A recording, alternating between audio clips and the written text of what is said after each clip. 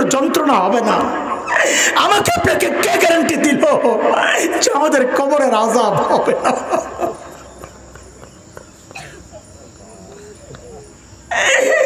চুল পাইকা সাদা হয়ে গেছে, গুনাহ চাপতে পারি না। দাড়ি পাইকা সাদা হয়ে গেছে, গুনাহ চাপতে পারি না। আরে বাপ, কবে ছাড়বেন জিজ্ঞেস করি, কবে ছাড়বেন জিজ্ঞেস করি, বলে কবে ছাড়বেন আপনি গুনাহ? যুবক, তুই যদি ভেবে থাকিস যে আল্লাহ তোরে দাড়ি পাকা পর্যন্ত সময় দিবেন, চুল পাকা পর্যন্ত সময় দিবেন, না রে বাপ না। কত বাবাকে দেখলাম সন্তানের লাশ কাঁদে নিয়ে যাইতেছে, কার কখন ডাক চলে আসে। আরে কে জানে এই মজলিসে এমন কেউ থাকতে পারে যার খবর নাই, ও বসে আছে এখানে কিন্তু ওর কাফনের কাপড় চলে আসছে দোকানে, ওর খবর নাই। যুবক, আমার কথাগুলো যদি তোদের হৃদয়ে টাচ না করে তা আমি বলি কি ভাই, নাও করতে পারে, আমি গুনাহগার মানুষ। তা আমি বলি কি তোরা আমার সামনে আয়, আমার সামনে আয়, তোদের পাওগুলো আমার সামনে মিলে দে, আমি ওই পাওগুলো জড়ে ধরে বৈশা সারা রাত কান্দি বয়া বয়া, তাও তোরা গুনাহ ছেড়ে দে বাবা, গুনাহ ছেড়ে দে মা, গুনাহ ছেড়ে দেন।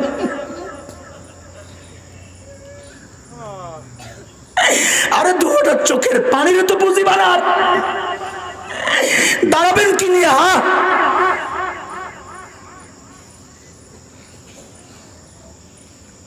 সারাদিন গুনাহের মধ্যে পড়া, সারাদিন গুনার মধ্যে পড়া, চোখ গুনাহ করতেছে, কান গুনাহ করতেছে, মুখ গুনাহ করতেছে, হাত গুনাহ করতেছে, সমস্ত অঙ্গ প্রত্যঙ্গ সারাদিন গুনাহ করতেছে।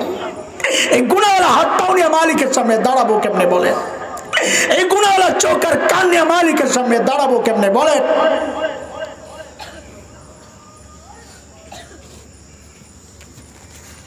পূর্ব সর্বমঙ্গল হাওলাদার বাড়ি জামে মসজিদ ও যুব সমাজের উদ্যোগে আয়োজিত 2 দিন ব্যাপী বার্ষিক ওয়াজ মাহফিলের আজকের প্রথম দিনের চলতি অধিবেশনের সম্মানিত সভাপতি, অতিথিবৃন্দ, হযরত উলামায়ে কেরাম, মুরব্বিয়ানে আযম, দূর দূরান্ত থেকে আগত ইসলাম প্রিয় সুধী সমাজ, প্রিয় ছাত্র ভাইয়েরা, যুবক বন্ধুরা, পর্দার আড়ালের মা ও বোন, আল্লাহ সুবহানাহু ওয়া তাআলার অশেষ মেহেরবানি যে মহান মালিক লাখো কোটি মানুষ থেকে বাছাই করে দিনই এই মজলিসে আমাকে আপনাকে আসার বসার, কিছু কথা বলা ও শোনার তৌফিক দান করেছেন। সেজন্য মহান রবের শুকরিয়া আদায় করি, জবান খুলে প্রাণ খুলে কালিমাতুশ শুকর উচ্চারণ করি, আলহামদুলিল্লাহ। কুরআন আল কারীমের সূরাতুল হাশরের একটা আয়াত আমি পড়েছি, 18 নম্বর আয়াত। এই আয়াতকে সামনে রেখে নিজের হিদায়াত, সাথে আমার মতো যারা আছেন তাদের হিদায়াত যদি আসে সেই উদ্দেশ্যে কিছু কথা বলতে চাই। এই আয়াতে আল্লাহ সুবহানাহু ওয়া তাআলা আমাকে আপনাকে বড় মায়া করে একটা ডাক দিয়েছেন, ইয়া আইয়ুহাল্লাযীনা আমানু, ও ঈমানদারেরা। এই ডাকটা মালিকের বড় মায়ার ডাক। কুরআনে ঈমানদারকে আল্লাহ 2 ভাবে ডেকেছেন। হযরত মুফতি শফি রহমাতুল্লাহি আলাইহি বলেছেন এই কথা। কোথাও ডেকেছেন ইয়া আইয়ুহান নাস, ইয়া আইয়ুহাল ইনসান, ও মানুষ। কোথাও ডেকেছেন ইয়া আইয়ুহাল্লাযীনা আমানু, ও ঈমানদারেরা। হযরত মুফতি শফি রহমাতুল্লাহি আলাইহি বলেন এই 2 ডাকের মধ্যে অনেক পার্থক্য। কি পার্থক্য? যে আমরা আমাদের সন্তানকে ডাকার ক্ষেত্রেও এই পার্থক্যগুলো করি। আমরা আমাদের সন্তানকে কখনো নাম ধরে ডাকি, এই আব্দুল্লাহ, কথার কথা। তো সন্তানের মধ্যে অজানা একটা আশঙ্কা কাজ করে, আরে বাবা হয়তো রেগে আছে, কোন কারণে ডাকলেন, ভয় ভয় কাজ করে। কিন্তু যখন বাবা আর সন্তানের সাথে যেই সম্পর্ক, বাবা যখন ওই সম্পর্ক ধরে ডাক দেন আব্বু, তো সন্তান বুঝে বাবা আমাকে মায়া করে ডাক দিছে। ঠিক আল্লাহ সুবহানাহু ওয়া তাআলা যখন মানুষ বলে ডাক দেন, ও মানুষ, যেন আল্লাহ নাম ধরে ডাকলেন, হয়তো রেগে আছেন, কিন্তু যখনই আল্লাহ তাআলা আল্লাহ আর বান্দার সাথে যেই সম্পর্ক, ঈমানের সম্পর্ক, ওই সম্পর্ক ধরে যখন ডাক দিয়ে বলেন ও ঈমানদারেরা, তখন বুঝে নেওয়া যে আমার মালিক আমাকে বড় মায়া করে ডাক দিয়েছে। আমি যে আয়াতে কারিমা পড়েছি, এই আয়াতে মালিক বড় মায়া করে ডাক দিয়ে কি বলছেন? মালিক বলেন, ইয়া আইয়ুহাল্লাযীনা আমানুত্তাকুল্লাহ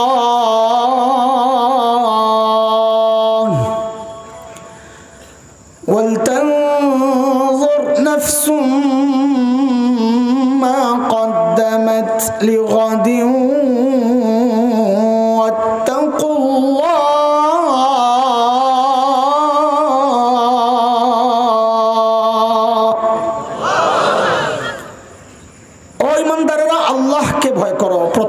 আল্লাহর। 2 নাম্বার হুকুম, ওয়াল তানজুর নাফসুম মা কদ্দামাত লিগাদ। প্রত্যেকটা মানুষের উচিত তার আখিরাত নিয়ে চিন্তা করা, আমার আখিরাতের পুঁজি কি, কামাই কি, সম্বল কি, কি নিয়ে দাঁড়াবো আমার মালিকের সামনে। দাঁড়াইতে তো হবে, দাঁড়াবো কি নিয়ে। এই চিন্তা শুধু শ্রোতারা করবে বক্তাবাদ, মুসল্লি করবে ইমামবাদ, মুরিদরা করবে পীর সাহেববাদ, না না। আল্লাহ বলেন ওয়াল তানজুর নাফসুম মা কদ্দামাত লিগাদ। প্রত্যেকটা মানুষের উচিত এই চিন্তা করা যে আমি আমার মালিকের সামনে কি নিয়ে দাঁড়াবো। বলে চিন্তা তো করি করি বলেই তো এই মজলিসে আসছি, নাকি না কোনো ধান্দা আছে? খিচুড়ি নাই, জিলাপি নাই, হ্যাঁ এই শুকনা ওয়াজ নিয়ে আপনারা শুরু করছেন। খিচুড়ি ছাড়া ওয়াজ জমে নাকি? কালকে হইব কথা, আল্লাহ আমার বাঁচাইছে। কোনো এলাকায় যায় যখন যে শুনি যে খিচুড়ি আছে, তো বিরক্ত লাগে কেন জানেন? তখন একটু আশঙ্কায় থাকি যারা আসছেন ওয়াজের কাস্টমার না খিচুড়ির কাস্টমার, আল্লাহই জানে। কিন্তু যখন শুনি যে খিচুড়ি টিচুড়ি নাই, তো বুঝি আলহামদুলিল্লাহ যারাই আছেন বয়ান শুনতে আসছে। তো আজকেও খিচুড়ি নাই যেহেতু সবাই বয়ানই শুনতে আসছি, তাই না? আলহামদুলিল্লাহ, মাশাআল্লাহ। খিচুড়ি খাবো বাড়িতে যায়, যার যার ঘরে যায়। তো বলে আখিরাতের চিন্তাই তো আসছি। কিন্তু দোস্ত, আখিরাতের চিন্তা, আখিরাতের প্রস্তুতি যেমন হওয়া দরকার, যতটুকু দরকার, যেভাবে দরকার, ঠিক তেমন হচ্ছে কিনা, না কমতি আছে, ঘাটতি আছে, ত্রুটি আছে, বিচ্যুতি আছে, কিভাবে বুঝব? বুঝার উপায় কি? আল্লাহ সুবহানাহু ওয়া তাআলা বুঝার জন্য আমাদের উপর একটা দয়া করছে। কি সেই দয়া? যে আমাদের সামনে হযরতে সাহাবায়ে কেরাম রিদওয়ানুল্লাহি আলাইহিম আজমাইনদেরকে মডেল আর নমুনা বানাইছেন যে তুমি তোমার ঈমানকে সাহাবীদের ঈমানের সাথে মিলায়া দেখো, যদি মিলে তো ঈমান ঠিক আছে, আর যদি না মিলে তো ভেজাল আছে, ঠিক করে নাও। কার কথা বলেন না? আমার সাথে একটু কথাবার্তা বলা লাগবে কিন্তু। কার কথা? আল্লাহ বলছেন فَإِنْ آمَنُوا بِمِثْلِ مَا آمَنْتُمْ بِهِ فَقَدِ اهْتَدَوْا وَإِنْ تَوَلَّوْا فَإِنَّمَا هُمْ فِي شِقَاقٍ।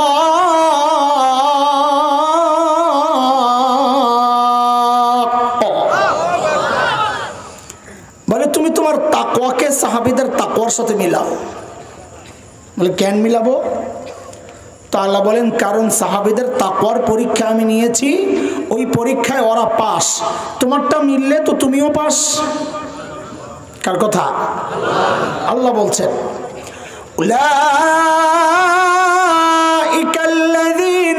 امتحنallahu قلوبهم للتقوى لهم مغفرة وأجر عظيم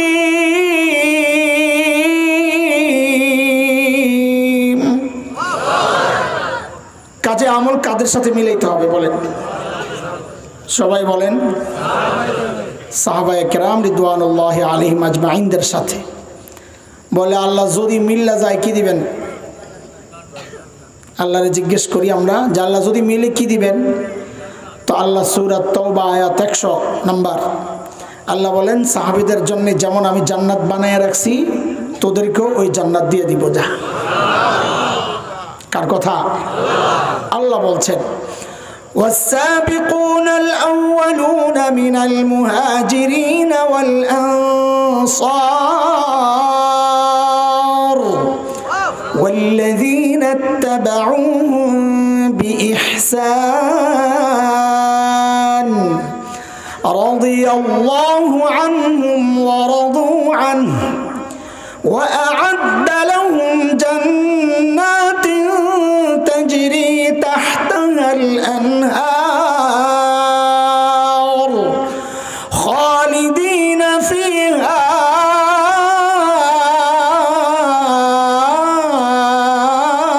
أبدا ذلك الفوز العظيم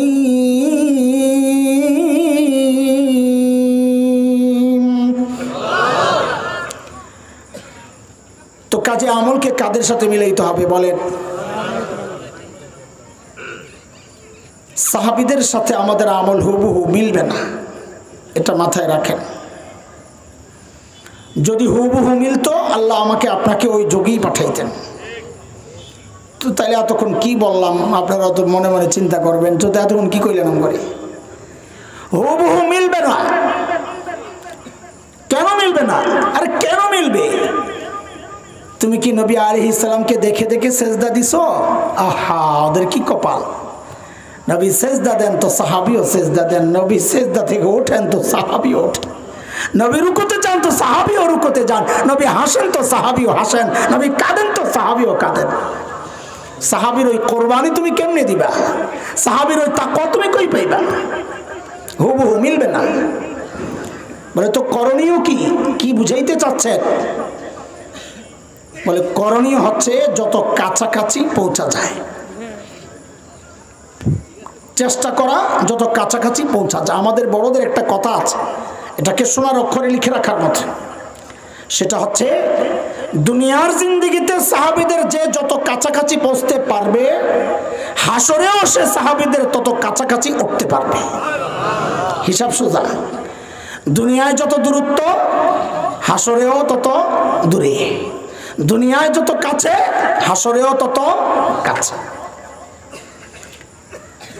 তাইলে চলেন সাহাবায়ে কেরাম রিদওয়ানুল্লাহি আলাইহিম আজমাইন আখিরাতের প্রস্তুতি কিভাবে নিছেন একটু দেখে আসি তাইলে ওটাকে মডেল বানায় আমরাও চেষ্টা করব ওই রকম ভাবে আখিরাতের প্রস্তুতি নিতে ঠিক আছে না কথা আমাদের আলোচনার বিষয় কি আখিরাতের প্রস্তুতি কেমন নেওয়া দরকার আমাদেরটা তেমন হচ্ছে কিনা এটা একটু যাচাই করে নেই সাহাবেদের প্রস্তুতি দেখা যে ওনারা আখিরাতের প্রস্তুতি কিভাবে নিয়েছেন চলে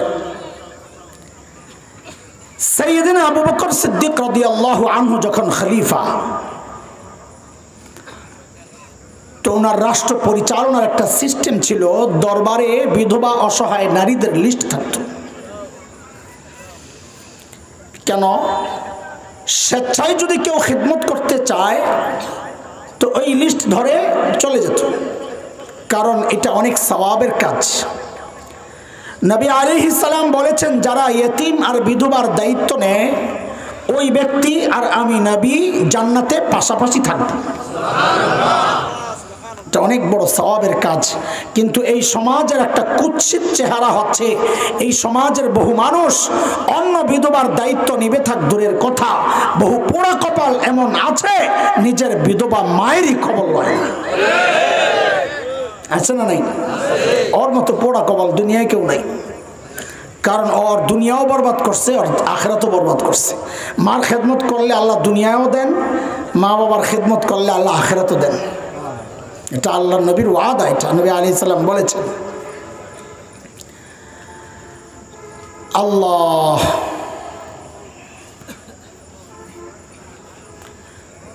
একদিন হযরত ওমর আসছেন রাদিয়াল্লাহু আনহু। কেন? যে ওই লিস্ট থেকে কোনো বুড়ির নাম নিয়ে খেদমতে যাবে। চিন্তা করেন ওমর কত বড় মানুষ, তারও মাথায় আসছে আমার আখিরাত কামাইয়ের দরকার, কোনো বুড়ির খেদমত করব যেন নবীর সাথে জান্নাতে উঠতে পারি। তো যায় নাম খুঁজে খুঁজে দেখেন যে সব নাম তো বুকড হয়ে গেছে, কেউ না কেউ নিয়ে গেছে, একটা নাম খালি। হযরত ওমর চিন্তা করলেন তাইলে এই বুড়ির বাড়িতেই যাই আমি। পরদিন সকালে ফজরের পর যায় বুড়ির বাড়িতে হাজির। কখন বলেন? আমি যখন কোনো কথা জিজ্ঞেস করব ভাববেন খামাখানা, আমি সামনে একটা জরুরি কথা বলবো, তাই মনোযোগ আকর্ষণ, দৃষ্টি আকর্ষণের জন্য একটু প্রশ্ন করে আমাদের দিকে মনোযোগ আইনা তারপরে কথাটা বলতে চাই। বলেন হযরত ওমর বুড়ির বাড়িতে কখন গেছেন? কেন জিজ্ঞেস করছি এবার বুঝেন। সাহাবায়ে কেরাম রিদওয়ানুল্লাহি আলাইহিম আজমাইন যখন কাজ শুরু করতেন দিনের, তো তারা সকালে কাজ করতেন। কেন? কারণ নবী আলাইহিস সালাম যারা সকালে কাজ করেন তাদের জন্য বরকতের দোয়া করছেন। বিখ্যাত আলিম শেখ ইবনুল কাইয়িম রাহমাতুল্লাহি আলাইহি তার বিখ্যাত কিতাব জাদুল মাআদে আসছে এই কথা। তিনি বলেন যারা সকালে ঘুমায় তাদের ঘর থেকে জিন্দেগিতে অভাব দূর হবে না। এইবার শীত আইতেছে, ভালো করে লেপ মোড়ো দিয়ে ভালো করে ঘুমায়েন, আর দুপুরে আয়েন হুজুরের কাছে, হুজুর একটা তাবিজ দেন, দোকানে বেচা কিনা হয় না। সকালে ঘুমাইলে বেচা কিনা হইব কই থেকে? বরকত উঠে গেছে। সকালে আমরাও ঘুমাই, সারা রাত ডিউটি মুটি কইরা ফজর নামাজের পরে ঘুম দিই আমরাও। তো মনে মনে খুশি হয়েছেন, জায়গায় এক জায়গায় তো সাইজ হইতেছেন আপনারা, বরকত গেছে উঠটা, এত টেনশন আম করিলে কইরা লাভ নাই। আল্লাহর লগে আমরা একটা বোঝা পড়া আছে। আল্লাহর লগে কই, আল্লাহ দিনের কাজেই তো দৌড়াইতেছি, আল্লাহ সবার বরকত তুমি সকালে দাও, আমগড়া বিকালই দিও। কি করবো নাহলে ঘুমামো কোন সময়?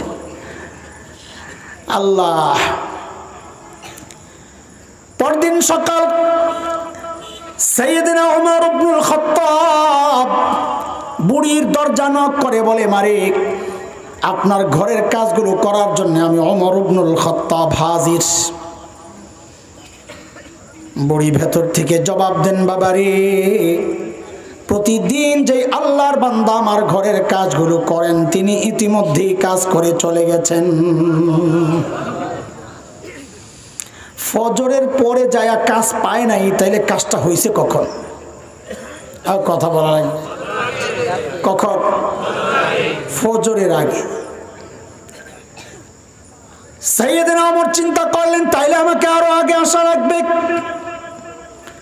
ওই চিন্তায় সাইয়েদনা ওমর পরদিন তাহাজ্জুদের ওয়াক্ত বুড়ির দরজা নক করে বলে, মালিক আপনার ঘরের কাজগুলো করার জন্য আমি ওমর ইবনুল খাত্তাব হাজির। হযরত ওমরকে অবাক করে বুড়ি আজকেও জবাব দিচ্ছেন, বাবারে প্রতিদিন যে আল্লাহর বান্দা আমার ঘরের কাজগুলো করেন তিনি ইতিমধ্যেই কাজ করে চলে গেছেন। কখন? তাহাজ্জুদের সময় তো যায় কাজ পান নাই, তাহলে কাজ আরো আগে হয়েছে।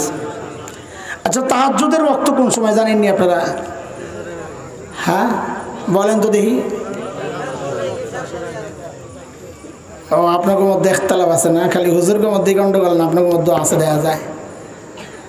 আমি এটা এমনি জিজ্ঞেস করছি, বাকি বলবো আরেকটা। ও ভাই চাটা কারো কাছে 10 টাকা দিয়ে চালান, আমি পরে এখন খাবো না, আমার টাকা দিয়ে তো কম লয়ে যান, বয়ানের সময় চা খাই না। সবাই তাকায় থাকবো, আমি আর চা খাই। যারা খুব বেশি বুড়া আমাদের অলিপুর সব হুজুর আছেন, কষ্ট হয় না খাইলে, একটু পানি খাইলে, একটু গরম পানি খাইলে একটু আরাম লাগে। ওনাকে পেটটা এখন আর নাই, কিছু প্লাস্টিক হয়ে গেছে, বুড়া মানুষ। আমার মতো যারা আছে সবার সামনে না খাওয়াটাই ভালো। সবাই তাকায় থাকে, আমি ভালো একটা পেট লয়ে আইছি আপনার এলাকায়, এখন পেটটা নষ্ট করে আমি বেঁচে যাই, আমার কাম নাই খাইলে। 10 টাকা পরে দিয়ে দিলেন, আমি পরে দেখাইলাম। আল্লাহ আল্লাহ আল্লাহ আল্লাহ আল্লাহ। তো বলতেছিলাম তাহাজ্জুদের ওয়াক্ত কোনটা? এই যুগে পরিচয় পাল্টাইছে, মুফতি সাহেবরা নতুন পরিচয় দিব কদিন পরে, যে তাহাজ্জুদের ওয়াক্ত কোনটা। বলে এই যুগের পোলাপেন ফেসবুক আর ইউটিউব বন্ধ করে যখন ঘুমাইতে যায়, ওটা হলো তাহাজ্জুদের ওয়াক্ত। এতে করে সবচেয়ে বড় বিপদে আছে রাত্রে যারা চুরি করতো ওই বেটারা। যেই ঘরেই যায় দরজা জানালার চিপা দিয়া দেখে মানুষটি ঘুমাইছে নি, দেখে না কোনো না কোনো আল্লাহর বান্দা আসমানের দিকে মনোযোগ দিয়ে শুয়ে দিচ্ছে। কিরে কথা ঠিক নেই? বেহায়ার গোষ্ঠী আবার আশ্বস্তরা, এই জন্যই তো গজবাই। আল্লাহ যখন ডাকে কার কি লাগবো ক, আমি দিতে আইছি, আপনি কস আমি ফেসবুকটা বন্ধ করে ঘুমাইতে যাইতেছি, আপনি ডাকতে থাকেন। লা হাওলা ওয়ালা কুওয়াতা ইল্লা বিল্লাহ। হযরত ওমর এই কথা শুনে অবাক হয়ে গেছেন। আরে বলে কি, আমার কাজের দরকার নাই, আগে বুজুর্গ বাইর করা লাগবে। কে আল্লাহর বান্দা যে গভীর রাতে কাজ করতে আসে, এই বুজুর্গ বাইর করা লাগবে। পরদিন সাইয়েদনা ওমর গভীর রাত বুড়ির বাড়ির সামনে এক ঝোপের আড়ালে চুপচাপ বসে আছেন, অপেক্ষা এত রাতে কে কাজ করার জন্য আসে দেখবেন। গভীর রাত হযরত ওমর লক্ষ্য করলেন এক আল্লাহর বান্দা চোরের মতো পা টিপে টিপে বুড়ির বাড়ির দিকে আগাচ্ছে। হযরত ওমর কয়, আয়েন আজকে দেখি কেডা আপনি। যেই না কাছাকাছি আসছেন হযরত ওমর দাঁড়ায় গেছেন। আয় কে আপনি? বাপরে, ওমরের যে আওয়াজ! আমার সামনে দিয়ে এমন হঠাৎ করে কেউ অন্ধকারে দাঁড়ায় কোথায়, হ্যাঁ আমি তো কাপড় চোপড় নষ্ট করে নিতাম। হযরত ওমরের আওয়াজে ওই ব্যক্তি ভয় পাবেন থাক দূরের কথা, উল্টা হযরত ওমর যাকে দেখছেন দেখেন নিজেই চমকায় গেছেন। দেখেন ইনি আর কেউ না, খলিফাতুল মুসলিমিন আবু বকর সিদ্দিক রাদিয়াল্লাহু আনহু। ওমর তো অবাক হয়ে গেছেন। আবু বকর আপনি? কিরে ভাই, এত রাতে আপনি কেন আসছেন কাজ করার জন্য? সারাদিন প্রশাসনিক কাজে ব্যস্ত থাকেন, রাতে একটু ঘুমাবেন তা না, আপনি আসছেন বুড়ির বাড়ির কাজ করার জন্য। কেন রে ভাই, এই কাজগুলো করার জন্য কি আমরা নাই? আমরা মরে গেছি, আমাদেরকে দিতেন। তা হযরত আবু বকর কি জবাব দিলেন দোস্ত? ওই জবাবটুকুই আমার বয়ান, ছোট্ট একটু কথা, এতটুকুই বয়ান। বাকি ওই জবাবটুকু আমি এখনই দিচ্ছি না। কেন? কারণ ওই জবাবটার ওজন কত এটা বুঝতে হলে আগে আবু বকরের ওজনটা বোঝা লাগবে, যে আবু বকর কত বড় মানুষ ছিলেন। কারণ ব্যক্তির ওজনের উপর কথার ওজন ওঠানামা করে। যেমন ধরেন, আপনাদের রাস্তায় পরিচিত এক ভিক্ষুকের সাথে আপনার দেখা, তা আপনার দেখেই বলতেছে, কালকে একটু দেখা করে তোরে খুশি করে দেব। তা আপনি মনে মনে হাসবেন, বেটা নিজে ভিক্ষা করে খায় আবার আমারে বলে খুশি করবে, ঠিক না? একই কথা যদি এলাকার এমপি সাহেব আপনারে বলেন, এই কালকে দেখা করে তোমারে খুশি করে দেব, তখনও কি মনে মনে হাসবেন না আশাবাদী হবেন? কেন? ব্যক্তির ওজন বাড়ছে তো কথাটারও কথা কিন্তু একটাই, আগে যা কইছে ওইটাই। আগে হাসছেন, এখন আশা। একই কথা যদি মাননীয় প্রধানমন্ত্রী বলেন কালকে দেখা করে তোমারে খুশি করে দেবো, আপনি কি করবেন জানি না, আমি তো আর সারা রাত ঘুমাবো না, আল্লাহ জানে সকালে কি পাইতেছি। কেন? ব্যক্তির ওজন বাড়ছে তো কথারও ওজন বাড়ছে। সাইয়েদনা আবু বকর কি জবাব দিলেন, জবাবটা পরে শুনে। আগে আবু বকরের ওজনটা একটু শুনে আসি, যে আবু বকর কত বড় মানুষ ছিলেন। আল্লাহু আকবার, রাদিয়াল্লাহু আনহু। খালি এতটুকু মনে রেখেন, আপনাদেরকে কোথার থেকে নিচ্ছি। কারণ হযরত ওমর গভীর রাতে বাড়িতে, ওই বুড়ির বাড়িতে দেখা হয়েছে কোন সময়? গভীর রাতে। তা আমরা রাতটা আর একটু গভীর হোক, ওই সময় আবার আমু এখানে। এখন আজকে ফাঁকে দিয়ে আবার মাঝে দিয়া একটু আবু বকরের চিনে আসি, চলেন। খালি মনে রেখেন কোত্থেকে নিয়েছি, বুড়ির বাড়ির সামনের থেকে। মনে আছে? থাকবে তো ইনশাআল্লাহ। ওমর জিজ্ঞেস করছেন, এই রাতে আপনি কেন আসছেন, এই কাজ আমাদেরকে কেন দিলেন না? এই জবাব কি দিছেন আবু বকর? পরে আসতেছি, চলেন আবু বকর চিনি আগে। আসছেন আবু বকরের কাছে, আয়সা বলেন কি দোস্ত, আপনার সাথে একটু লেনদেন করতে চাই। কি করতে চায়? তা আবু বকর বলে কি লেনদেন করবেন, কন্যা? কয় দোস্ত, আমার সারা জিন্দগি যা আমল করছি সব আপনারে দিয়ে দিতে চাই। আবু বকর পড়ছেন ভালো চিন্তায়, উমরে তো ভালো মানুষ, সারা জিন্দগি আমার সাথে আমল করলো বেড়ায় প্রতিযোগিতা, আর এখন বলে সব দিয়ে লেব। এনে কোনো গোমরাস। সাইয়েদনা আবু বকর মানুষ সরল সোজা ছিলেন, কিন্তু বোকা তো না। বলেন কথা, কি ছিলেন? কি ছিলেন না? আপনারা হুজুর ঘরে মনে করেন না বোকা, দুনিয়া কিছু বুঝে না। ওলামা আলেমরা বোকা হয় না, সরল সোজা হয়। যার সিনায় আসমানি ইলম আছে সে বোকা হইতে পারে না। বোকা তো সে যা আসমানি ইলম থেকে বঞ্চিত, সে বোকা। ওলামা বোকা হয় না, আবু বকরও বোকা ছিলেন না। দুইটা ছোট্ট উদাহরণ শোনাইয়া দিই, তাহলে জিনিসটা আরো বুঝে আসবে যে সাইয়েদনা আবু বকর বোকা ছিলেন না। সূরা লাহাব যখন নাজিল হয়েছে, আবু লাহাব আর তার বউ উম্মে জামিল বিনতে হারব ইবনে উমাইয়া, তাদের ব্যাপারে তোমরা সাইজ করাইবা। উম্মে জামিল আবু লাহাবের বউ ছিল এমনি রাগী বেডি, খুব কড়কড়া বেডি। যে শুনছে যে আর বিরুদ্ধে সূরা নাজিল হয়েছে, বেডি এমন খেপা খেপছে, জামাইয়ের মতো বেরিয়েও পাথর একটা লইছে বড়, নবীরে মারবে। খুঁজতেছে নবী কই, খুঁজতে খুঁজতে কাবার কাছে আইছে, যেখানেই থাকতে পারে। নবী আলাইহিস সালামও কাবার কাছেই ছিলেন, বসে বসে তিলাওয়াত করতেছেন। পাশে বসে সাইয়েদনা আবু বকর সিদ্দিক রাদিয়াল্লাহু আনহু পাহারা দেন। আবু বকর যে কত মাইর খাইছে জীবনে এই পাহারা দিয়া।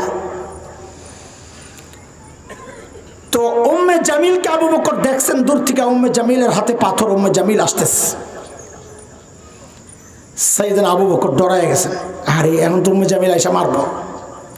তো নবী আলাইহিস সালাম রে কানে কানে বলতেছেন, ইয়া রাসূলুল্লাহ, উম্মে জামিল আসছে, ওর হাতে পাথর, ওর ভাবসাব বেশি ভালো মনে হচ্ছে না। তো নবী আলাইহিস সালাম শান্ত অস্থির না হইয়া সাইয়েদনা আবু বকরকে আস্তে আস্তে বলতেছেন, আবু বকর ওরে আসতে দেন, আসতে দেন, আপনি ঘাবড়ায়েন না, ওরে আসতে দেন, আসতে দেন। ও আয়েশা আমারে দেখবি না, দেখবি না। কেন? কারণ আল্লাহ আগেই জানায় রাখছেন, এটা সূরা বনী ইসরাইল আয়াত 45, আল্লাহ জানায় রাখছেন কি, ইযা ক্বরাতাল কুরআনা জাআলনা বাইনাকা ওয়া বাইনাল্লাযীনা লা ইউমিনুনা বিল আখিরাহ হিজাবাম মাসতুরা। নবী আপনি যখন তিলাওয়াত করবেন, আপনার আর বেঈমানদের মাঝখানে আমি নিরাপত্তা পর্দা দিয়ে দিব, আর আপনাকে দেখবি না। ঠিকই উম্মে জামিল আয়েশা খালি খুঁজে। আবু বকর তো বুঝছেন, সান্দ তুমি তো নবীরে দেখো না, খালি খুঁজে। না পাইয়াই ধরছে আবু বকর রে, মোল্লা। আবু বকর তখন তোর মোল্লা কয় নাই, তখন যেটা কইছে আমি সময়ের শব্দ দিয়ে তর্জমা করলাম আর কি। আয় মোল্লা, তোর দোস্ত কই? দেখেন আবু বকর পড়ছে ভালো বিপদে। যদি বলেন লা আদ্রি, আমি জানি না, তা আবু বকর মিথ্যাবাদী হন, সিদ্দিক কাটা যায়। আর যদি বলেন এই যে, তা আবু বকর মাইর খায়। কেন? আবু বকর বলবেন এই যে, উম্মে জামিল কব কই যে, হয়তো দেখে না, লাগছেনি বেজার। দেখেন আবু বকর কত বিচক্ষণ মানুষ, বলতেছি বুঝাইতেছি, আবু বকর বোকা ছিলেন না। যেই জিজ্ঞেস করছেন এই আবু বকর কই, নবী কই, তো নবী কই, দোস্ত কই? আবু বকর জানি জানি না কিচ্ছু না বইলা এমন এক কথা কইছে যে উম্মে জামিল মনে করছে জানি না, আবু বকরও কথা যা বলার বইলা দিছেন, মিথ্যা কথাও হয় নাই। আবু বকর কয় খুঁজে দাও। কি কয়? কি বলে? এটা সত্য কথা না মিথ্যা কথা? কোনোটাই না।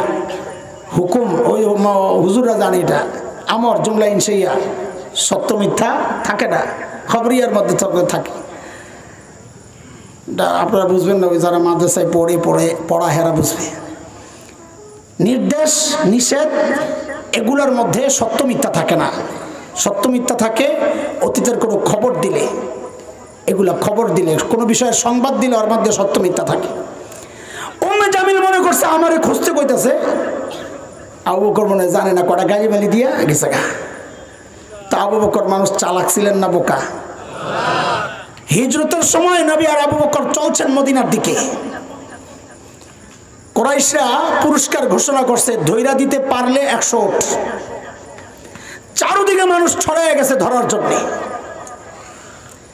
দূরের মানুষরাও খুঁজতেছে খবর পাইয়া, এমন জায়গায় খবর চলে গেছে যারা নবীও চেনে না, আবু বকরও চেনে না, কিন্তু খুঁজতেছে।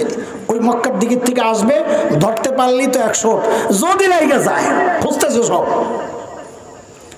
খুঁজতে খুঁজতে খুঁজতে খুঁজতে নবী আর আবু বকর এমন এক জায়গায় চলে গেছে যারা নবীও চেনে না, আবু বকরও চেনে না, ধরা পড়ছে।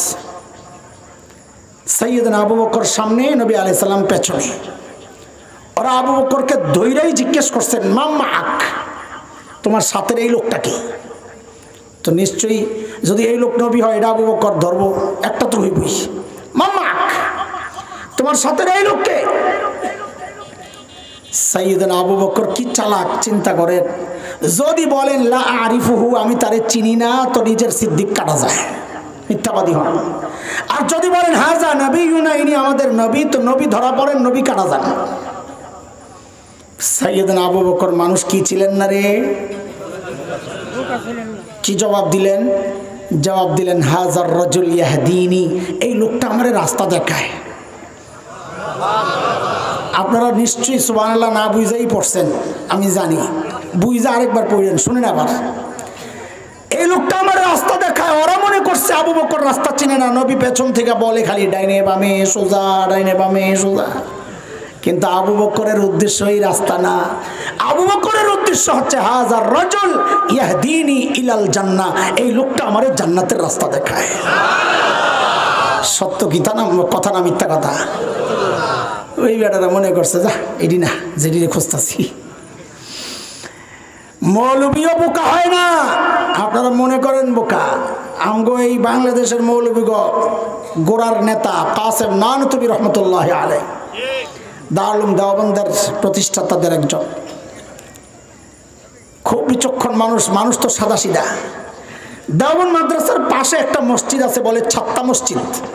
হযরত ওই মসজিদে থাকতেন। ইংরেজরা টের পায়া, ইংরেজ বিরোধী আন্দোলনের অন্যতম সিপাহ সালার ছিলেন।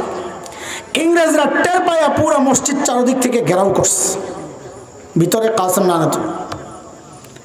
ইংরেজরা ঢুইকা দেখে এক বেটা লুঙ্গি পরা গেঞ্জি পরা মসজিদ ঝাড়ু দেয়, ওটাই কাসেম নানুতুবি, সাদা সিধা জিন্দিগি। তো ইংরেজরা যায়া কাসেম নানুতুবিকেই জিজ্ঞেস করতেছে, কাসেম নানুতুবি কাহা হয়? ওই মিয়া কাসেম নানুতুবি কই? কারণ হেরা মনে করছে এটা কাসেম নানুতুবি না, কারণ এত বড় নেতা, পেটটা তো কমপক্ষে আমগো দেওয়ানবাগি হুজুরের মতো হওয়া দরকার ছিল। এরা মনে করছে এটা। আল্লাহ সারাইছে, ওই যুগে ফেসবুক আসিল না, থাকলে কাসেম নানুতুবি ওই দিনই ধরা পড়ছিল। কারণ ফেসবুকে তো ছবি ঘুরতো, বরকতের জন্য দেয়, পোলা পাইনি, মরার পরেও দেয়। কাপড়ের কাপড় ভিতর থেকে বুজুর্গের মুখটা বাইরে রয়েছে, ওটারও ছবি তোলে, ওইটাও ঘুরতে থাকে। আহা আহা, ছবি আর ছবি।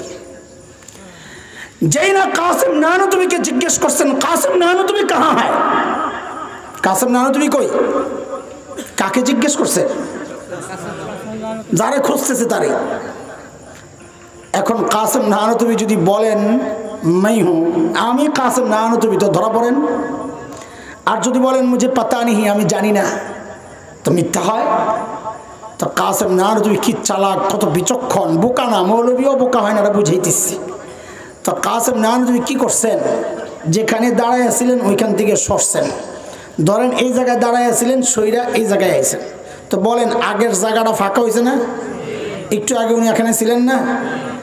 তো এই জায়গায় আইসাই এমন একটা ভাব লইছেন যে বুঝতে একটু দেরি হয়েছে। হ্যাঁ কে বাত, কাসেম নানুতুবি, ও আচ্ছা কাসেম নানুতুবির খুঁজতেছ, ও আচ্ছা ও তো আমি ইহা থে, উনি তো একটু আগে এখানে ছিল। বুঝেন নাই? কথা তো সত্য, একটু আগে তো এখানে ছিল, এখন তো শরীরে এই জায়গায় আইছে। ইংরেজরা মনে করছে একটু আগে এখানে ছিল, এখন বুঝি পালায় গেছে, হায় রে বল মাছটা দুইটা গেল। মৌলবী কি হয় না? এটা কইতেও কষ্ট লাগে আপনাকে, বুঝছি আমরা। আসমানি এলেম যার সিন আসে বোকা হয় না, সরল সোজা হয়, এটা বুঝাইতেছি।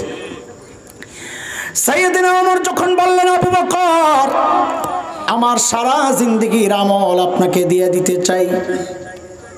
হযরত আবু বকর বললেন, ওমর বুঝলাম সারা জিন্দেগির আমল দিয়ে দিবেন, কিন্তু ভাইরে একটু ছোট্ট করে বলেন না আমার কি দেওয়া লাগবে। আবার আমার সারা জিন্দেগির আমল চাইয়া বসেন কিনা, তাইলে কিন্তু দেব না। বিনিময় কি চান ওইটা কর।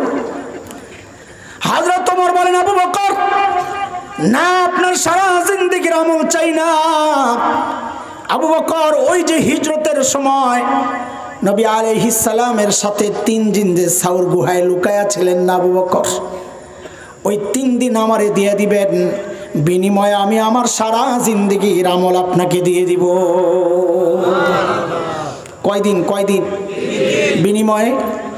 বলেন বলেন, কয়দিন বিনিময়ে? মিলে হিসাব মিলে? বলেন হিসাব মিলে? তাইলে নিশ্চয়ই ওই 3 দিনের মধ্যে আছে এমন কোন গোমর যা জানেন ওমর। গোমর তো একটা আছে, নাইলে সব দিয়া লেবো 3 দিনের বিনিময়ে একটা কিছু তো আছে নাকি? কি সেই গোমর? ওই গোমর বস্তু হইলে আবার আমি করে সাউর গুহায় যাইতে হইব। যাইবেন নি আপনারা এত কষ্ট কইরা? হ্যাঁ যাবে? মাশাআল্লাহ, চলেন একটু ঘুরে আসি। গুহার ভেতরে ঢোকার আগে চলেন গুহার মুখটারে একটু বন্ধ করি। এখন আপনাকে ওয়াজের পরীক্ষা হইব, দেখি আপনারা যে ওয়াজ শোনেন মুখস্থ রাখেন কিনা। যে সঠিক উত্তর দিব এর পুরস্কার দেব। কে দিব? জুল ভাই কই গেছে জানি? জুল ভাই দিব পুরস্কার। দিবেন না? ইনশাআল্লাহ পুরস্কার দিব। কোন তো দেখি গুহার মুখের মধ্যে কে কে বাসা বানাইছিল? মাকড়সা, কবুতর। মাশাআল্লাহ, ওয়াজ তো মনে আছে, দেখা যায়। সাবাস, এটা হলো টেস্ট পরীক্ষা গেল। এবার আসলটা বলেন তো, কবুতরের ডিম পারছিল কয়টা? এটা পারবেন না জানি, একটাও না। কয় কি এমন বান্দা কবুতর আইজানে পাড়া দিতে বেড়া? কোন জাতের কবুতর? কয়টা কয়লান? 1 জোড়া, মানে 2টা। 3 দিনে 2টা পারছে বেটা। কয়টাও? 6টা। 3 দিনে 2টা 2টা 6টা। মাশাআল্লাহ। হ্যাঁ আল্লাহ, কবুতর বলে ডিমই পারে 2টা। হ্যাঁ এটাও কথা ঠিক, অনেকে জানে না এটা। তাহলে 6টা পারছে না 3 দিনে? হ্যাঁ মাশাআল্লাহ, এটা ভালো জাতের কবুতর। অনেক উলামায়ে কেরাম আছেন, চেহারা দেখলে বোঝা যায়, মুরব্বীরাও আছেন, মনে মনে ভাবতেছেন বেটারে ভালোই মনে করতাম। হ্যাঁ দেখি নবী আলাইহিস সালামের সাথে সংশ্লিষ্ট একটা গল্প নিয়ে তামাশা করতেছে। হ্যাঁ আমি তামাশাই করতেছি, আমি তামাশাই করছি। কেন? কারণ মুহাদ্দিসরা বলেছেন কবুতরের গল্পটা পুরাই জাল, বানোয়াট, মিথ্যা কথা। কবুতরই নাই, আমরা ডিম কন্যা শেষ। এক জায়গায় তো একজন বইলা ফেলছে যে বাচ্চাও ফুটাইছে। আমি এই কবুতর বাংলাদেশে দরকার। 3 দিনে ডিম ফুটাইয়া বাচ্চা ফুটাইয়া এমন জাত আমগো, এমনি জিনিসপত্রের যে দাম, এমন নগদে যদি বাচ্চা দিয়া দেয়, এটা আমগো দরকার। এই দোষ আপনাদের না, এই দোষ আমাদের। এই গল্প আমরাই তো শোনাইছি আপনার ঘরে, আপনারা কোত্থেকে জানবেন? আল্লাহ। তবে মাকড়সার জাল গল্প এটা আছে, এটাও দুর্বল বর্ণনা। যেহেতু গল্প বলার ক্ষেত্রে, কালো মর্যাদা বলার ক্ষেত্রে, ফজিলত বলার ক্ষেত্রে দুর্বল বর্ণনা আনা যায়, সেই জন্যে সেই বর্ণনাকে সামনে রেখে 2টা কথা বলতে চাই। আবারও মনোযোগ পুরা। গুহার ভেতরে নবী আর আবু বকর। কে বলেন?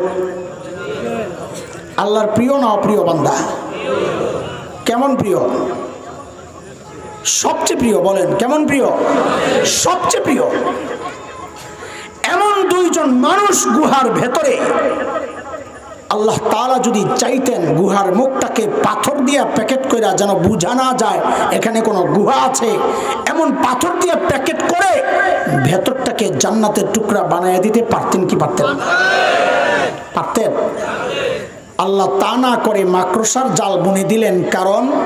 কারণ হচ্ছে মাকড়সার জালও এমন শক্তিশালী যে কাফেররা ওই জাল ছেদ করে ভিতরে ঢুকতে পারবে না। কয় ঠিক? আমি যা বলি সব ঠিক। মাকড়সার জাল শক্তিশালী না পাতলা? কত পাতলা? কোরআন কি বলে? সূরা আনকাবুত, মাকড়সার নামে একটা সূরা আছে, সূরা আনকাবুত। ওই সূরায় আল্লাহ মাকড়সার জাল সম্পর্কে কি বলছেন? আল্লাহ বলেন, ওয়া ইন্না আওহানাল বুয়ুতি লাবাইতুল আনকাবুত। জগতের মধ্যে সবচাইতে দুর্বল আর হালকা ঘরের নাম হচ্ছে মাকড়সার ঘর। তাইলে এই দুর্বল ঘর দিয়ে আল্লাহ তার দুইজন সবচেয়ে প্রিয় মানুষের নিরাপত্তার ব্যবস্থা কেন করলেন? প্রশ্ন জাগে, কথা কন না? যদি জাগে তো উত্তর মজা লাগবে, না জাগলে মজা লাগবে না। আল্লাহ তাআলা দুনিয়ার মানুষকে দেখায়া দিচ্ছে না, এই দুনিয়ার মানুষ দেখ, আমি যদি আমার দিন বাঁচাতে চাই তো আমার পারমাণবিক অস্ত্র লাগে না, আমার সাবমেরিন ট্যাঙ্ক কামান লাগে না, যুদ্ধ বিমান লাগে না। আমি আমার দিন বাঁচাতে চাইলে আমি মাকড়সার জাল দিয়েই বাঁচাইয়া দিতে পারি। দরকার আবু বকরের ঈমান। কি দরকার? মুসলমান কোনদিন অস্ত্রের শক্তির কারণে জয়ী হয় নাই, অস্ত্রের দুর্বলতার কারণেও পরাজিত হয় নাই। মুসলমান জয়ী হয়েছে তো ঈমানি শক্তির কারণেই জয়ী হয়েছে। ছোট্ট ফাঁকিতে একটা গল্প ঢুকাই জিনিসটা বোঝানোর জন্যে। ইটালিয়ানরা যখন লিবিয়া দখলে নেয়, বহু আগের কথা, তো শেখ ওমর মুখতার, শতাব্দীর অন্যতম শ্রেষ্ঠ বিপ্লবী বীর, মোল্লা ওমরের মতো, ওসামা বিন লাদেনের মতো রাহিমাহুমুল্লাহ, শেখ ওমর মুখতার অল্প কয়েকজন সঙ্গী সহ প্রতিরোধ যুদ্ধ চালাচ্ছিলেন। ইটালিয়ানরা সিদ্ধান্ত নিল বম্বিং করবে, বিমান থেকে বোম ফেলবে। একজন এসে হযরতকে বললেন, হযরত, আমাদের কাছে বিমান বিধ্বংসী অস্ত্র নাই, আমরা সব মারা পড়ব, চলেন চলে যাই। শেখ ওমর মুখতার এক ঈমান দীপ্ত জবাব দিয়েছেন পাল্টা প্রশ্ন করে। প্রশ্নটাই জবাব, খেয়াল করেন, প্রশ্নটাই জবাব। শেখ ওমর মুখতার কি জিজ্ঞেস করলেন? শেখ ওমর মুখতার জিজ্ঞেস করলেন, আচ্ছা ওদের বোমারু বিমানগুলা কি অনেক শক্তিশালী? বলে হ্যাঁ অনেক শক্তিশালী। বলে কত শক্তিশালী? অনেক কত? ওই বিমানগুলা কি আরশের উপরে দিয়া যায় না আরশের নিচে দিয়া যায়? যিনি খবর নিয়ে আসছেন তিনি হাসেন, বলেন কি আপনি? কোথায় আরশ, কোথায় সাত আসমান, কোথায় মহাশূন্য, এর কত নিচে দিয়া বিমানগুলা যায়? তো শেখ ওমর মুখতার বলেন, ধুরো বোকা, তয়লা ডরায় আমার, যদি আরশের নিচে দেওয়া যায় আমার কোনো টেনশন নাই, কারণ আমার মালিক আছেন তো আমিও আছি। হ্যাঁ, আরশের উপরে দিয়ে গেলে একটু ডরাইতাম যে আমার মালিকের মাথায় যদি বোম একটা পড়ে তা আমারে বাঁচাবেন কি? দোস্ত, তিনি মূলত সূরা তাওবার শেষ আয়াতের তরজমা শোনাইছেন, যে আয়াতের মাধ্যমে আল্লাহ সুবহানাহু ওয়া তাআলা প্রিয় হাবিব সাল্লাল্লাহু আলাইহি ওয়াসাল্লামকে সান্ত্বনা দিয়েছেন এই বলে, ফাইন তাওয়াল্লাউ ফাকুল হাসবিয়াল্লাহ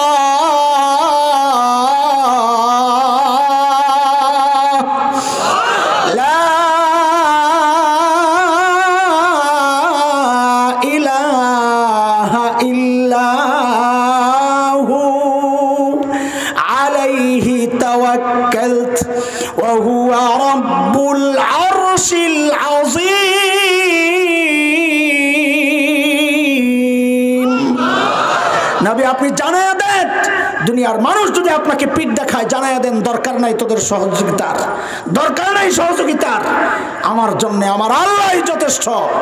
তিনি ছাড়া কোনো মাবুদ নাই, তার ক্ষমতা জানো, শক্তি জানো, তিনি আরশে আজিমের রব। এটাই তো বাস্তবতা। যাদের মালিক আরশে আজিমের রব, তাদের সাময়িক পরীক্ষা আছে কিন্তু পরাজয় নাই। পেছন থেকে ইতিহাস টান দিয়ে দেখেন, নমরুদের মালিক ছিল না, নমরুদ পরাজিত হয়েছে। খলিল ইব্রাহিমের মালিক ছিল, খলিল জিতে গেছেন। ফেরাউনের মালিক ছিল না, পরাশক্তি ফেরাউন পরাজিত হয়েছে। মুসা আলাইহিস সালামের মালিক ছিল, জিতে গেছেন। উতবা, শাইবা, আবু লাহাব, আবু জাহেলদের মালিক ছিল না, পরাজিত হয়েছে। বিলাল, হাবশা হাবশিদের মালিক ছিল, জিতে গেছেন। আর এই সাম্প্রতিক কালেই দেখেন না, তালেবানদের মালিক ছিল, জিতে গেছেন। আমেরিকা নেটোর মালিক ছিল না, তাই তো আমরা দেখেছি, দুনিয়া দেখেছে, ইতিহাস সৃষ্টি হয়েছে। নেটো আর আমেরিকা কুত্তার মতো লেজ গুটাইয়া পালাতে বাধ্য হয়েছে, পালাতে বাধ্য হয়েছে। এটাই হচ্ছে ইতিহাস, এটাই হচ্ছে বাস্তবতা। আজকের ওদের নাচুনি দেখে ভয় পাওয়ার কিচ্ছু নাই। আজকে আমাদের আশেপাশে থেকে হুমকি ধমকি শুই না, ভয় পাওয়ার কিচ্ছু নাই। ঈমান যদি থাকে ভয় পাওয়ার কিচ্ছু নাই। পারমাণবিক অস্ত্র ওদের আছে, আমাদের নাই, তাতে কি আসে যায়? আল্লাহ নমরুদকে ধ্বংস করার জন্যে পারমাণবিক অস্ত্র পাঠাইয়া ধ্বংস করেন নাই, ওই সময়ের পরাশক্তিকে ধ্বংসের জন্যে আল্লাহ খালি একটা মশা পাঠাইয়া দিছেন। ফেরাউনের মতো পরাশক্তিকে ধ্বংসের জন্য হযরত মূসার লাঠি যথেষ্ট ছিল। কথা কোন ঠিক কিনা? হ্যাঁ, উতবা সাইবা আবু লাহাব আবু জাহেলদেরকে পরাজিত করার জন্য বদরের যুদ্ধে ওই খেজুর গাছের ডালা দিয়ে কান ছাইরা ফেলছে। কথা কোন ঠিক কিনা? কাজে আমাদেরকে হুমকি ধমকি দিয়ে লাভ নাই। ঈমান আছে তো রব আছে, কোরআন আছে তো রব আছে। শোনো, আমাদেরকে যারা হুমকি দাও, ধমকি দাও, দেশ দখলের হুমকি দাও, মাঝে মধ্যে ভয় দেখাও, ভয় পাই না। শাইখুল হিন্দের রুহানি সন্তান আমরা। শাইখুল হিন্দ বলেছিলেন, এই শরীর থেকে এই রূহকে আলাদা করা যাবে, এই সিনা থেকে কোরআন আলাদা করা যাবে না। সেই ইমানি কথায় উদ্দীপ্ত হয়ে আমরাও বলছি, বাংলাদেশ দখল করবা থাক দূরের কথা, পাড়া দিয়া দেখো, কসম আল্লাহর, আল্লাহর কসম খায়া বলি, আমাদের দেশ কি দখল করবা? আমরা তো স্বপ্ন দেখি, অনেকে আমাদের এটা নিয়ে উপহাস করেন, তুমি ঘাবড়ায়ও না, এটাই বাস্তবতা। ইনশাআল্লাহ, ইনশাআল্লাহ দিল্লির লালকেল্লায় আবারও কালিমার পতাকা পথ পথ করে উঠবে, পথ পথ করে উঠবে ইনশাআল্লাহ।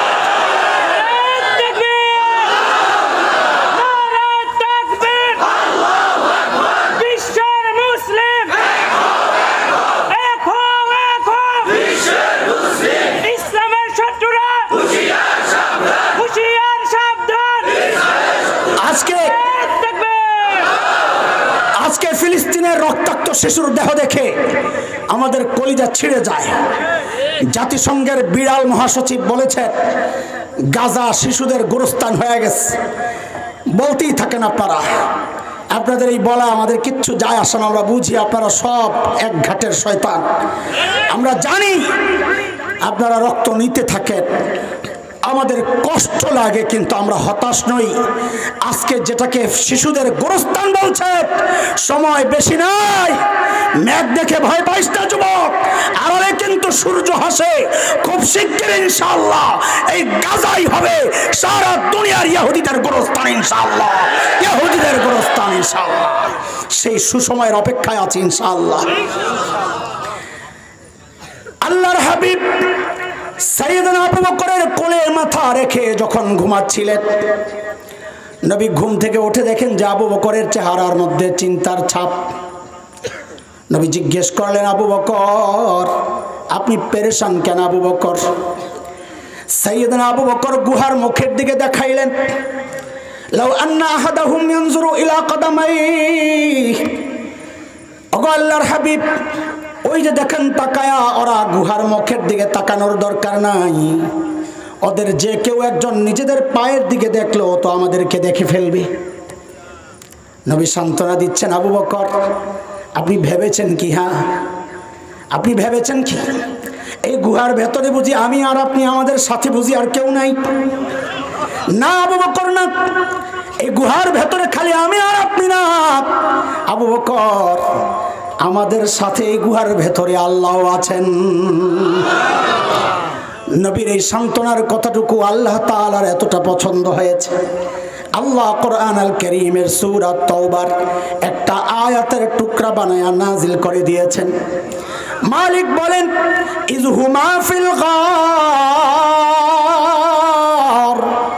ইয ইয়াকুলু লিসাহিবিহি লা তাহজান ইন্নাল্লাহা মা'ানা। খুব খেয়াল করেন, সূক্ষ্ম কথা, আবু বকরের মর্যাদা শোনাইতেছি দোস্ত। আল্লাহ বলেন, ইযহুমা ফিল গার, দুইজন যখন গুহায়। এই বলেন দুইজন কে? নবী আর বলেন, তাড়াতাড়ি বলেন, নবী আর আল্লাহ বলেন ইজ হুমা ফিল গার, দুইজন যখন গুহায়, ইজ ইয়াকুলু লি সাহিবিহি, একজন যখন তার সাহাবীকে বললেন, এই সাহাবীকে জোরে কোন, আরো জোরে, একজন যখন তার সাহাবীকে বললেন, এই একজনকে নবী, একজনকে সাহাবীকে, তার মানে নবী যখন তার সাহাবীকে বললেন, এই তো অর্থ দাঁড়ায়। মুফাসসিররা যারা তাফসীর করেন এই অর্থ শব্দগুলা দেখাই যেন লাফায়া উঠছেন, কয় দেখো কারবার। বলে কি হয়েছে? কয় কাম তো সেরে গেছে।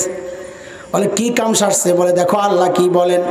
আল্লাহ বলতেছেন একজন যখন তার সাহাবীকে বললেন, তার মানি বুঝছুনি আবু বকর যে আল্লাহর নবীর সাহাবী, এটা আল্লাহ কোরআনুল কারীমের মধ্যে স্বীকৃতি দিয়ে দিলেন। ইজ হুমা ফিল গার ইয ইয়াকুলু লিসাহিবি। এই জন্য মুহাক্কিকরা বলেন আবু বকর যে নবীর সাহাবী, এটা যদি কেউ অস্বীকার করে তার ঈমান থাকবে না। কেন? কারণ আল্লাহ কোরআনে আবু বকরের সাহাবী হওয়াকে স্বীকৃতি দিয়ে দিয়েছেন, সুবহানাল্লাহ। কিন্তু ওমরের গোমর কিন্তু এই জায়গায় না, ওমরের গোমর রয়েছে সামনে। মনোযোগ আসেনি? সূক্ষ্ম কথা মনোযোগ ছাড়া বোঝা যাবে না। আল্লাহ তাআলা বলেন, নবীর কথা আল্লাহ বলতেছেন, আল্লাহর নবী আবু বকরকে বলেন, আবু বকর লা তাহজান ইন্নাল্লাহা মা'ানা, আবু বকর আপনি ঘাবড়ায়েন না, আল্লাহ আমাদের সাথে আছেন। আমার হাতের দিকে দেখেন, আল্লাহ আমাদের। ওই যে ওমরের গোমর আলোচনা করতেছি, মনে আসেনি?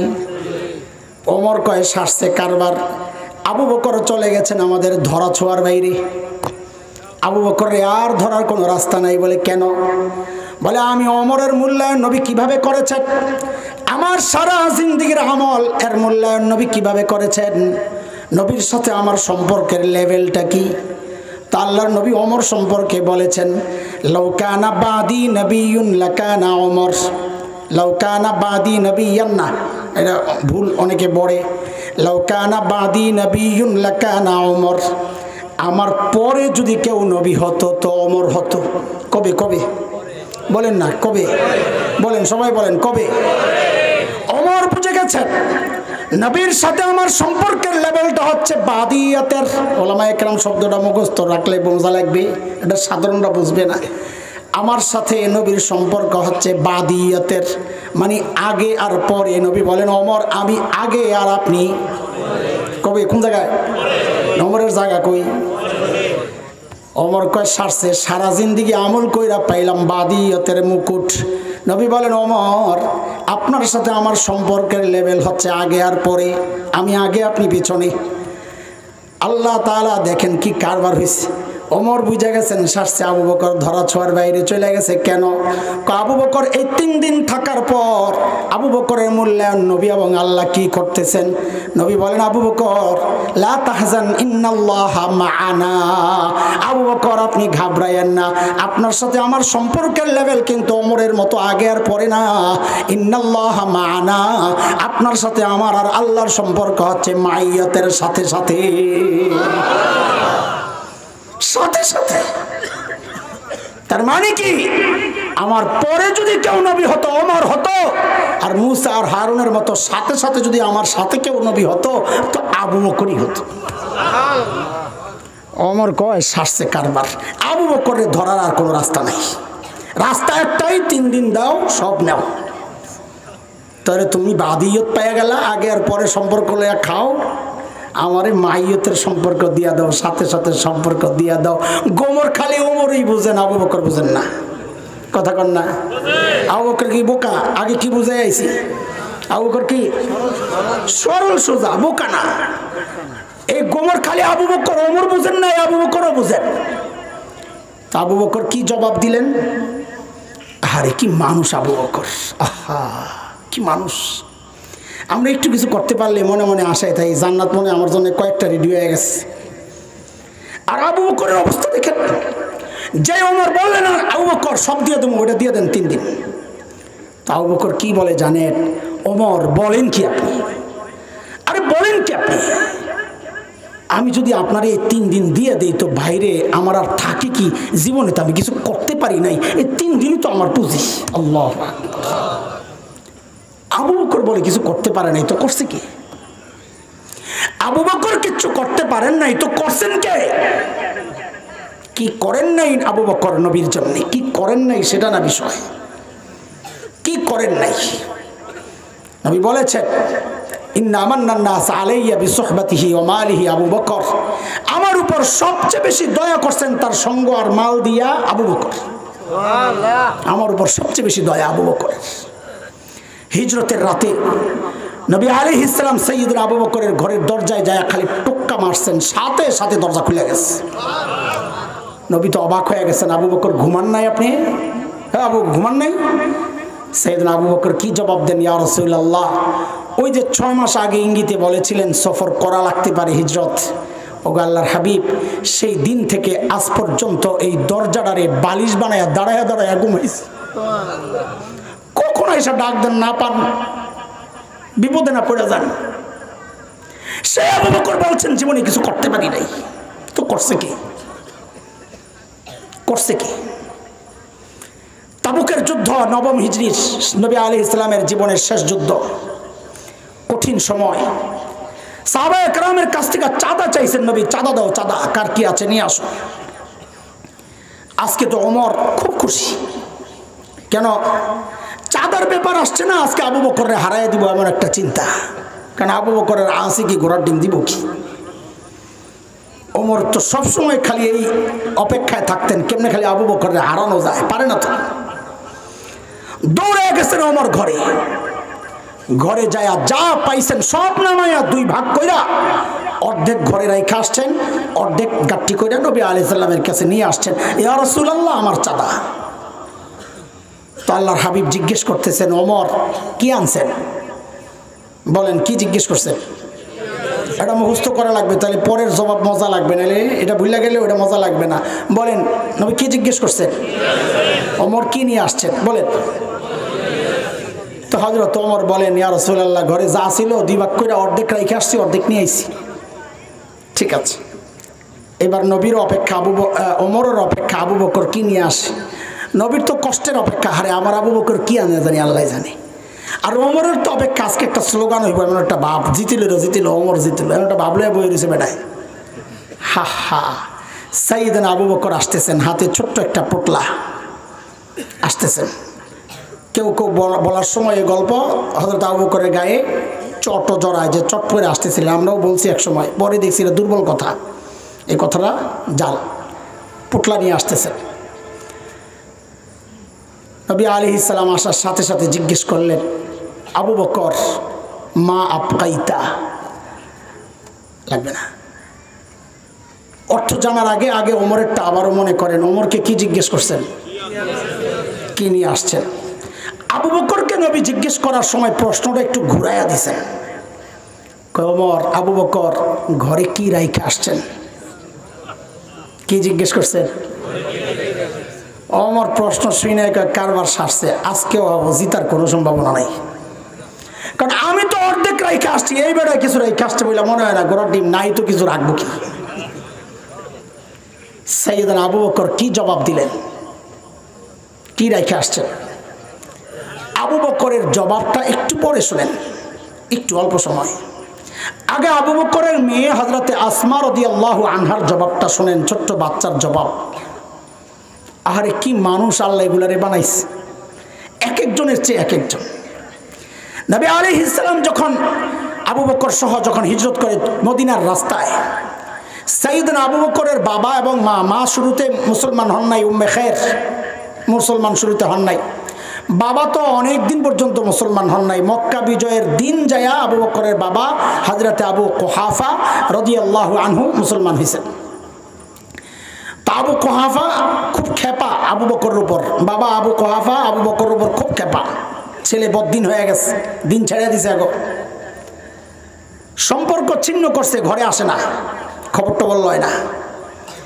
কিন্তু যখন হিজরত করে আবু বকর চলে গেছেন, জানছে এখন আবু কুহাফা, বাবা আবু কুহাফার ভিতরে একটু জ্বলতাস। জলে কি জন্যে? আবু বকরের জন্যে না, ওই ঘরের নাতিপুতির জন্যে। আমার মা বলতেন আসলের চেয়ে নাকি লাভের মায়া বেশি। ওটা বুড়ারা কইতে পারবো যে ছেলে মেয়ের চেয়ে নাকি নাতিপুতির জন্য মায়া লাগে বেশি। কি ও দাদা নানারা কথা কন। আবু কুহাফার তো এখন জ্বলতেছে কেন, যাহারে আমার নাতিপুতিগুলো জানি না জানি না খায়া মরতেছে, আসমা আব্দুর রহমান ওরা না জানি না খায়া মরতেছে। অভিমান ভাইঙ্গা আসছেন দাদা ঘরে, আবু বকরের ঘরে। আয়েশা হযরত আসমাকে ডাক দিয়ে জিজ্ঞেস করতেছেন, দাদু ভাই বাবা তো মনে হয় ঘরে কিছু রেখে যায় নাই, মাকে জিজ্ঞেস করো কি লাগবে। ওই ছোট্ট আসমা জবাব দিচ্ছেন, দাদু ভাই আপনি টেনশন করেন না, আপনি টেনশন করেন না, আব্বা যাওয়ার সময় ঘরে যথেষ্ট পরিমাণ রেখে গেছেন। আবু কুহাফা চলে গেছে। কিছু দূর যাইয়াই আবু কুহাফার মাথায় আসছে এটা, আরে আমার ছেলে আবু বকররে তো আমি চিনি, সন্তানের স্বভাব চরিত্র সম্পর্কে সবচাইতে ভালো জানেন মা বাবা। আবু কুহাফা চিন্তা করছেন, আমার ছেলে যেই লেভেলের পাগল তার নবীর জন্যে, এই পাগল আবার ঘরে যথেষ্ট পরিমাণ রেখে যাবে, কথাটা কেমন কেমন জানি লাগতেছে। আবু কুহাফা আবারও আসছে। আয়েশা হযরতে আসমারে ডাক দিয়া জিজ্ঞেস করতেছেন, দাদু ভাই বুঝলাম বাবা ঘরে যথেষ্ট পরিমাণ রেখে গেছেন, কিন্তু একটু বলো না কি রেখে গেছেন, একটু বলো না কি রেখে গেছেন। ওই ছোট্ট আসমা জবাব দেন, দাদু ভাই আপনি চিন্তা করেন না, আব্বা যাওয়ার সময় ঘরে আল্লাহ আর তার রসুলকে রেখে গেছেন, আমাদের জন্য যথেষ্ট। এই ছোট্ট বাচ্চাটার জবাব যদি এই হয়, তো বাবা আবু বকরের জবাব কি হইতে পারে। আল্লাহর হাবিব যখন জিজ্ঞেস করলেন, আবু বকর ঘরে কি রাইখা আসছেন, হযরত আবু বকর জবাব দিচ্ছেন, ইয়া রাসূলুল্লাহ আসার সময় ওই যে ঘরের বেড়াগুলো খেজুর পাতার বেড়া, মাঝে মধ্যে সুই গেঁথে রাখতাম, আসার সময় ওই বেড়াগুলারে থাপড়ায়া থাপড়ায়া আসছি যেন একটা সুই পর্যন্ত ঘরে থেকে না যায়, ওই সুইটা যেন আমার কোনো মুজাহিদ ভাইয়ের কাজে আসে। ওগো আল্লাহর হাবিব ঘরে একটা সুইও রেখে আসি নাই, আসার সময় কেবল আল্লাহ আর তার রসুলকে রেখে আসছে। ওই আবু বকর বলছেন, ওমর জীবনে তো কিছু করতে পারি নাই, এটাই আমার পুঁজি। এত কিছু করার পর চলেন, অনেক রাত তো হয়েছে, এবার আমরা ওই যে বুড়ির বাড়ির সামনে যাই, মনে আছে নি? গোপনে যায় কাজ করে হযরত আবু বকর, বুড়ির কাজ। ওমর যখন ধরছেন, আবু বকর এই গভীর রাতে আপনি কেন আসছেন, এই কাজগুলো আমাদেরকে দেওয়া যেত না, আমরা করতে পারতাম না, আপনি কেন আসছেন, আপনার কত কাজ, প্রশাসনিক কাজ, দায়িত্ব। সাইয়েদনা আবু বকরের জবাবটা আমি হাসান জামিল দিলে এত আলোচনার ব্যাপার ছিল না, কিন্তু জবাবটা যেহেতু আবু বকরের ওজন হিসাবে জবাবটা একটু চিন্তা করেন। এই জন্য এতক্ষণ আবু বকরের ওজন বুঝাইছি যেন জবাবটার ওজনটা উপলব্ধি করতে পারেন। হযরত ওমর যখন জানতে চাইলেন, আবু বকর এই কাজগুলো আমাদেরকে দেওয়া যেত না, তা আবু বকর কি বলেন, হ্যাঁ ভাই ওমর এই কাজগুলো আপনাদেরকেও দেওয়া যেত, কিন্তু ভাইরে আমি কি আমার আখিরাত কামাই করবো না, খালি তোমরাই কামাইবা, আমার আখিরাত নাই। আবু বকরের এখনো আখিরাত কামাই বাকি রয়েছে, আর আমরা ভাবতেছি আল্লাহ জান্নাত কয়েকটা বানায় রাখছে। হযরত ওমর কত বড় মানুষ, হাদিস তো একটা শুনাইলাম, নবী বলেছেন আমার পরে কেউ নবী হলে ওমর হতো, কম কথা না, কম মর্যাদার কথা না। এক হাদিসে নবী বলেছেন ওমরু ফিল জান্নাহ, ওমর জান্নাতি। আমি আপনি হকের উপর চললে বলা হয় লোকটা হকপন্থী। ওমর সম্পর্কে নবী বলেছেন উল্টা কথা, দারাল হাক্কু হাইসু দারা, ওমর হকপন্থী না, বরং হক ওমরপন্থী। ওমর যেদিকে যায় হক তার পিছু পিছু যায়। কত বড় মানুষ ওমর। মেরাজের সময় জান্নাত থেকে নবীকে যখন ঘুরে আসছেন, দুনিয়ায় এসে জান্নাতের বর্ণনা দিচ্ছেন নবী আলাইহিস সালাম, বলতেছিলেন জান্নাতে আমি ওমরের বাড়িটাও দেখছি, কি যে সুন্দর বাড়ি, কি যে সুন্দর বাড়ি, আমার মনটা চাইছিল একটু বাড়িটার ভিতরে ঢুকি, কিন্তু ওমরের যে গায়রত, আত্মমর্যাদা বোধ, প্রেস্টিজ, ওমর যদি মাইন্ড করে আমি সেই জন্য ঢুকি নাই। এই কথা শুনেই তো হযরত ওমর বাচ্চাদের মতো হাউমাউ করে কান্না শুরু করছেন, আবি কাগির তুই ইয়া রাসূলুল্লাহ, আপনার সাথে আমার আত্মমর্যাদা বোধ, একটু ঢুকলেন না কেন, কেন ঢুকলেন না?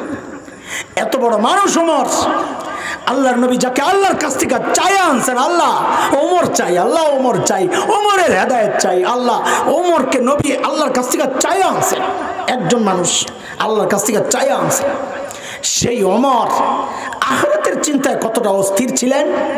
আবু লুলু মাজুসির ছেলে ফজরের নামাজের সময় যখন বিষাক্ত খঞ্জর পেটের মধ্যে চালায়, হযরত ওমরের নাড়ি বুড়ি বের হয়ে গেছে, কাপড় দিয়া পেঁচায় সাইয়েদনা ওমরকে শোয়া দেওয়া হয়েছে মসজিদে নববীর ফ্লোরে।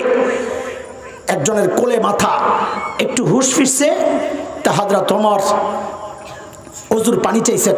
নিজের এই অবস্থা, দিনের ব্যাপারে ওমর কতটা সিরিয়াস। ওই দরজার কাছে একজন দাঁড়ায় আছে, দেখে যে কাপড় টাকনুর নিচে, নিজের এই অবস্থা, এরপরও ডাক দিছেন, এই কাপড় উপরের দিকে ওঠা।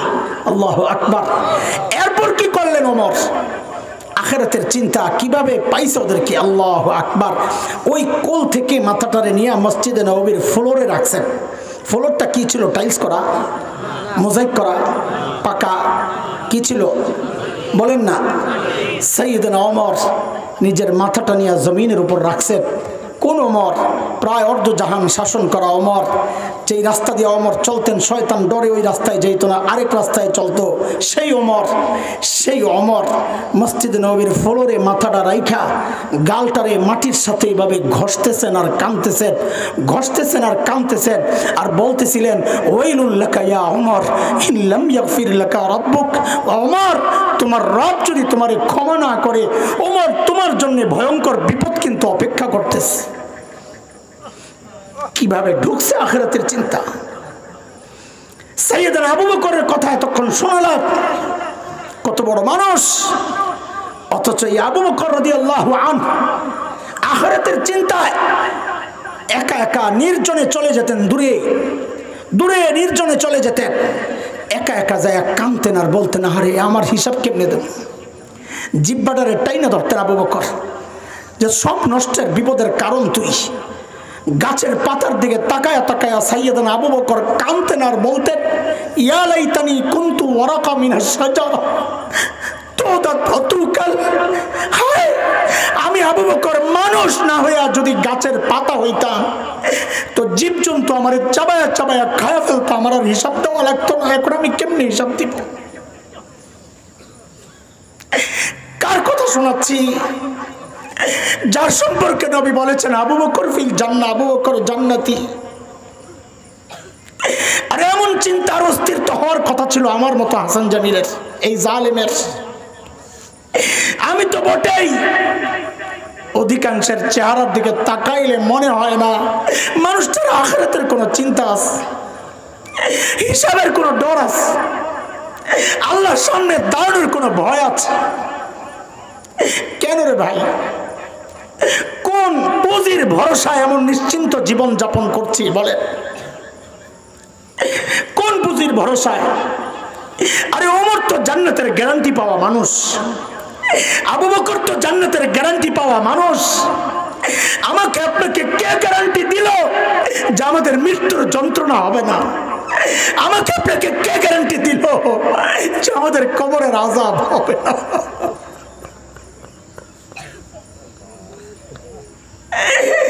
চুল পাইকা সাদা হয়ে গেছে, গুণা চাপতে পারি না। দাড়ি পাইকা সাদা হয়ে গেছে, গুণা চাপতে পারি না। আরে বাপ, কবে ছাড়বেন জিজ্ঞেস করি, কবে ছাড়বেন জিজ্ঞেস করি, বলেন কবে ছাড়বেন আপনি গুণা? যুবক, তুই যদি ভেবে থাকিস যে আল্লাহ তোরে দাড়ি পাকা পর্যন্ত সময় দিবেন, চুল পাকা পর্যন্ত সময় দিবেন, না রে বাপ না। কত বাবাকে দেখলাম সন্তানের লাশ কাঁদে নিয়ে যাইতেছে, কার কখন ডাক চলে আসে। আরে কে জানে এই মজলিসে এমন কেউ থাকতে পারে যার খবর নাই, ও বসে আছে এখানে, কিন্তু ওর কাফনের কাপড় চলে আসছে দোকানে, ওর খবর নাই।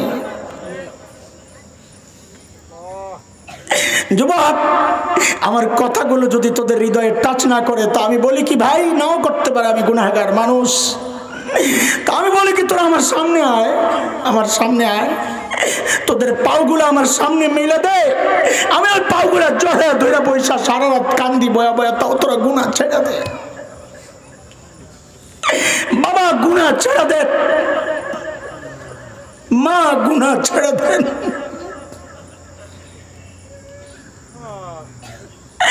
আরে দুটা চোখের পানির তো বুঝিবা না, দাঁড়াবেন কি নিয়ে?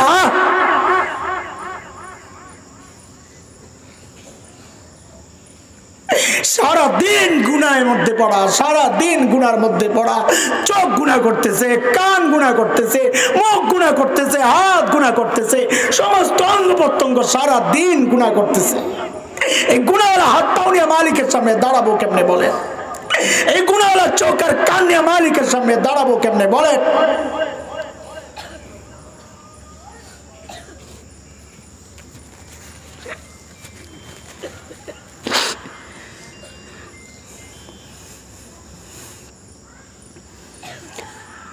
এই জন্য মালিক বড় মায়া করে আমাদেরকে ডেকে ডেকে বলছেন, ইয়া আইয়ুহাল্লাযীনা আমানুত্তাকুল্লাহ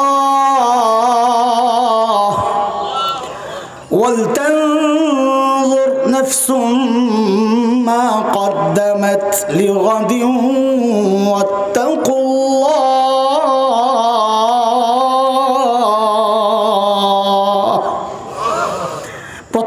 মানুষের উচিত তার আখিরাত নিয়ে চিন্তা করা যে আমার আখিরাতের পুঁজি কি, কামাই কি, সম্বল কি, আমি আমার মালিকের সামনে কি নিয়ে দাঁড়াবো। আল্লাহ সুবহানাহু ওয়া তাআলা আমাদের সবাইকে আখিরাতের পুঁজি যতটুকু দরকার, যেমনটা দরকার কোয়ালিটির দিক থেকে, পরিমাণের দিক থেকে, ঠিক তেমন সেই পরিমাণ আমল আর পুঁজি যেন আমরা অর্জন করতে পারি। আল্লাহ তাআলা আমাদের সবাইকে সে তৌফিক দান করেন। আল্লাহ তাআলা জীবনের সমস্ত গুনাহগুলো মাফ করে দেন। আল্লাহ তাআলা বাকি জীবন আমাদের সবাইকে গুনাহমুক্ত থাকার তৌফিক দেন। এই মাহফিল আয়োজনে অর্থ, সময়, শ্রম, পরামর্শ দিয়ে যারা সহযোগিতা করেছেন, আল্লাহ সুবহানাহু ওয়া তাআলা সকলের এই সহযোগিতাকে নাজাতের জরিয়া বানায়া দেন। আমরা বসবো ইনশাআল্লাহ। আমাদের আলোচক আরো আমার আগে যে ভাই আলোচনা করতেছিলেন সুন্দরভাবে, সুন্নতের জিন্দেগির আলোচনা শুরু করতেছিলেন, নবীর মহব্বতের আলোচনা। আমরা সেই আলোচনাগুলো শুনবো ইনশাআল্লাহ, তারপরে আমরা দোয়া করে মজলিস ছাড়বো ইনশাআল্লাহ। দোয়া করলে মজলিস ভাঙা যাবে। দোয়া করলে মজলিস ভাঙা যাবে। সুবহানাল্লাহি বিহামদিহি সুবহানাকাল্লাহুম্মা বিহামদিকা আশহাদু আল্লা ইলাহা ইল্লা আনতা। আমি দোয়া চাই, আমিও আপনাদের জন্য দোয়া করি। দোয়া করতে করতেই যাবো ইনশাআল্লাহ। আসসালামু আলাইকুম ওয়া রাহমাতুল্লাহি ওয়া